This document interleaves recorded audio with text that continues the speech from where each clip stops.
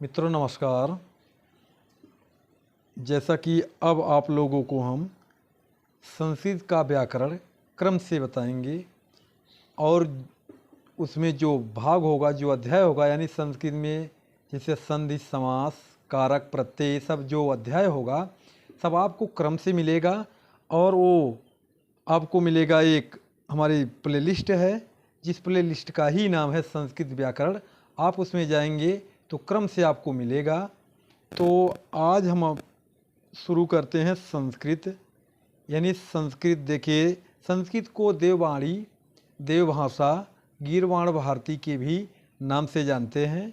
और संस्कृत सम, क्रि, अक्त प्रत्यय से मिलकर संस्कृत का निर्माण हुआ है।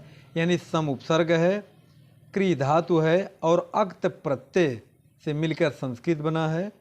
और संस्कृत के दो भाग हैं, एक वैदिक है और एक लौकिक है। वैदिक के अंतर्गत साहित्य, व्याकरण और लौकिक में भी साहित्य और व्याकरण आते हैं। फिर आगे इसी में है साहित्य। साहित्य में वेद जैसा कि, और वेद जो होते हैं, वेदों की संख्या 4 है। पहला वेद है ऋग्वेद, ये प्राचीन वेद भी है। इसके अंतर्गत पाठ्य, संवाद, कथानक आता है। फिर नंबर 2 पर है यजुर्वेद।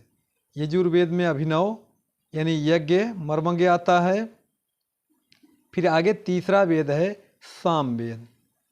सामवेद के अंतर्गत स्वर, गीत, गायन ये सब आता है। फिर नंबर 4 पर यानी चौथा वेद है अथर्ववेद। अथर्ववेद अर्वाचीन अर्थात नवीन वेद अथर्ववेद है और प्राचीन ऋग्वेद है। तो अथर्ववेद का दूसरा नाम अर्वाचीन अर्थात अर्वाचीन इसी को कहते हैं।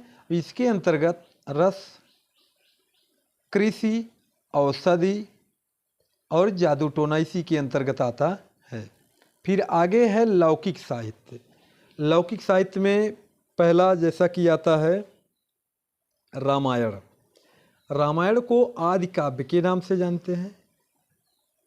यानी रामायण को आदि काव्य के नाम से जाना जाता है और रामायण संस्कृत भाषा में लिखा गया है, जबकि रामचरितमानस अवधी भाषा में लिखा गया है। रामायण के रचनाकार आदि कवि वाल्मीकि जी हैं और रामचरितमानस के रचनाकार गोस्वामी तुलसीदास जी हैं। यदि रामायण में रस की बात करें तो इसमें करुण रस है, यानी रामायण में करुण रस है। और श्लोकों की यदि बात करें तो रामायण में 24,000 श्लोक है, जिसको चतुर्विंशति सहस्र संहिता के नाम से जाना जाता है। और यह देखिए 2022 का टेट हुआ है, इसमें यह प्रश्न भी आया था, यानी रामायण को किसके नाम से जाना जाता है, अर्थात चतुर्विंशति सहस्र संहिता के नाम से जाना जाता है, क्योंकि रामायण में श्लोकों की संख्या 24,000 है। और रामायण में कांड की यदि बात करें तो रामायण में 7 कांड हैं जो क्रम अनुसार हैं। नंबर 1 पर है बाल कांड, नंबर 2 पर है अयोध्या कांड, नंबर 3 पर है अरण्य कांड और अरण्य कांड में ही सीता का हरण होता है। नंबर 4 पर है किष्किंधा कांड, जो एक सर्ग का अंतर सबसे छोटा कांड अर्थात सबसे छोटा कांड किष्किंधा कांड है। फिर 5वां है सुंदर कांड, 6ठा है युद्ध कांड और इसको अर्थात युद्ध कांड सबसे छोटा कांड है और इसी युद्ध कांड को लंका कांड रामचरितमानस में माना गया है, यानी युद्ध कांड का दूसरा नाम लंका कांड है। और नंबर 7 पर है उत्तर कांड। तो कांड कितने, यानी रामायण में कितने कांड, 7 कांड। बाल कांड, अयोध्या कांड, अरण्य कांड, किष्किंधा कांड, सुंदर कांड, युद्ध कांड और उत्तर कांड है। फिर आगे इसी में है दूसरा है, यानी लौकिक में ही अगला है महाभारत। महाभारत महाकाव्य है। महाभारत को आर्ष काव्य भी कहते हैं। और महाभारत में श्लोकों की यदि बात करें तो महाभारत में 1 लाख श्लोक हैं, जय संहिता में 8800 श्लोक हैं और भारत संहिता में 24,000 श्लोक हैं।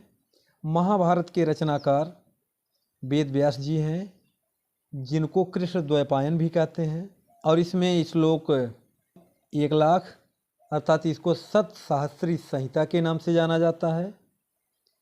महाभारत में अर्थात महाभारत 18 पर्वों में विभक्त है और इसमें यदि रस की बात करें तो महाभारत में शांत रस है।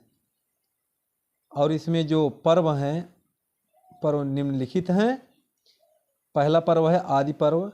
आदि पर्व के अंतर्गत अभिज्ञान शाकुंतल, जिसमें यानी जो नाटक 7 अंक में विभक्त है, और अभिज्ञान शाकुंतल के प्रणेता महाकवि कालिदास जी हैं। नंबर 2 पर है सभा पर्व। सभा पर्व के अंतर्गत शिशुपाल वध, जो 20 सर्ग का है, और इसके रचनाकार श्री माघ जी हैं। ये तीसरा पर्व है वन पर्व। वन पर्व में किरातार्जुनीयम, नैषधेयी चरितम। किरातार्जुनीयम में 18 सर्ग, ये श्री भैरव जी की रचना है, और नैषधेयी चरितम में 22 सर्ग हैं, और यह श्री हर्ष जी की रचना है। अगला है भीष्म पर्व। भीष्म पर्व में 700 श्लोक, शांत रस है और 18 अध्यायों में विभक्त है। अगला जो पर्व है वह स्वर्गारोहण है। स्वर्गारोहण महाभारत का अंतिम पर्व है। महाभारत में 18 अक्षौहिणी सेना थी, जिसमें 11 कौरव की थी और 7 पांडव की थी, और महाभारत का युद्ध 18 दिन तक चला था। बृहत्तरई के अंतर्गत आते हैं, यानी इसका एक प्रकार से आप लोग ट्रिक ही समझिए कि किशन, की से किरातार्जुनीयम, सा से शिशुपाल वध और ना से नैषधेयी चरितम।